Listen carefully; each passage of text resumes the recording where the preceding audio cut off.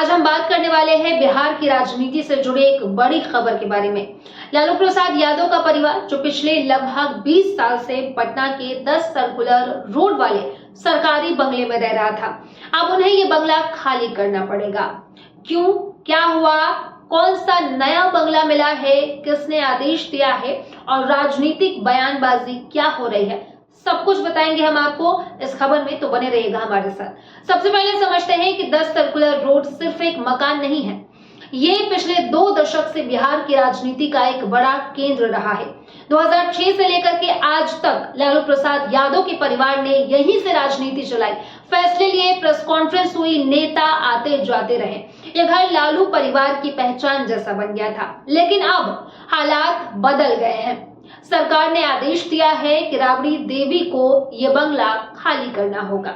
सरकार ने क्यों कहा खाली करने को, वो भी हम आपको बता देते हैं।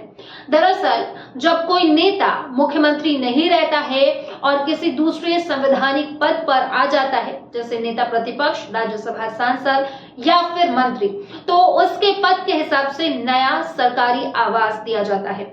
राबड़ी देवी पहले पूर्व मुख्यमंत्री के रूप में 10 सर्कुलर रोड में रह रही थी, लेकिन अब वो बिहार विधान परिषद में नेता प्रतिपक्ष है, इसलिए नियम के मुताबिक उनका घर भी बदलेगा, उन्हें नया आवास दिया जाएगा और पुराने आवास को वापस लेना जरूरी है। नया बंगला कौन सा है वो भी हम आपको बता देते हैं। राबड़ी देवी को अब पटना के हाजिंग रोड पर एक नया बंगला दिया गया है। इसका नंबर है केंद्रीय पूल आवास संख्या 39। यह आवास विशेष तौर पर नेताओं, मंत्रियों और उच्च पदों पर बैठे लोगों को दिया जाता है। नोटिस में साफ लिखा गया है कि यह आवंटन तुरंत प्रभाव से लागू होगा। नोटिस किसने भेजा है? ये नोटिस भवन निर्माण विभाग ने भेजा है। उन्होंने स्पष्ट किया है कि 10 सर्कुलर रोड पर पूर्व मुख्यमंत्री का आवास है और इसे अब खाली करना होगा। रोहिणी आचार्य का कड़ा ट्वीट भी सामने आया है। अब आते हैं सबसे चर्चित हिस्से पर। लालू जी की बेटी रोहिणी आचार्य का बयान सामने आया है। उन्होंने ट्वीट पर अपनी नाराजगी साफ जाहिर की है। उन्होंने लिखा, घर से तो निकाल देंगे, जनता के दिल से कैसे निकालोगे? सेहत नहीं है तो कम से कम राजनीतिक कद का सम्मान तो करो। उनके इस ट्वीट ने सोशल मीडिया पर काफी चर्चा पैदा कर दी है। कई लोग इसे राजनीति बता रहे हैं, तो कई लोग इससे कह रहे हैं कि नियम तो सबके लिए एक ही है। वहीं आपको बता दें कि तेज प्रताप यादव का बंगला भी गया। यहाँ एक और बात ध्यान देने वाली है, केवल राबड़ी देवी ही नहीं, तेज प्रताप यादव का बंगला भी वापस ले लिया गया है। वो 26 एम स्टैंड रोड वाले सरकारी आवास में रह रहे थे, लेकिन अब वो बंगला बीजेपी कोटे के मंत्री लखेंद्र पासवान को अलॉट कर दिया गया है। भवन निर्माण विभाग ने इसके लिए भी अलग से आदेश जारी किया है। राजनीतिक माहौल अब इस पूरे मामले को लेकर के तेज है।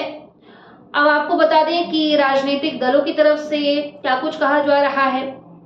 जेडीयू की तरफ से तो यही कहा जा रहा है कि ये सिर्फ नियम का पालन है, इसमें राजनीति तो कुछ भी नहीं। सच क्या है ये तो जनता बेहतर समझती है, लेकिन इतना तय है कि इस फैसले ने बिहार की राजनीति में गर्मी जरूर बढ़ा दी है।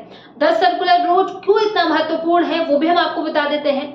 अब इस घर की अहमियत भी समझिए ताकि आपको ये जो पूरी खबर है वो साफ लगे। 10 सर्कुलर रोड लालू परिवार का मुख्य निवास है। चुनावी रणनीति यहीं से बनाई जाती है। आरजेडी नेताओं की मीटिंग भी यहीं से होती है। पत्रकारों की भीड़ अक्सर यहीं लगी रहती है। कई बड़े फैसले यहीं से निकलते हैं। 20 साल तक किसी भी परिवार के लिए कोई भी घर सिर्फ ईंट का पत्थर नहीं रहता, बल्कि वो यादों से भरा एक मकान बन जाता है। इसलिए जब ये घर छोड़ने की बात आई तो परिवार भावुक हुआ। अब आगे क्या कुछ होगा वो देखने वाली बात होगी। आपको इस पूरे मामले को लेकर के क्या कुछ लगता है हमें कमेंट करके जरूर बताइए।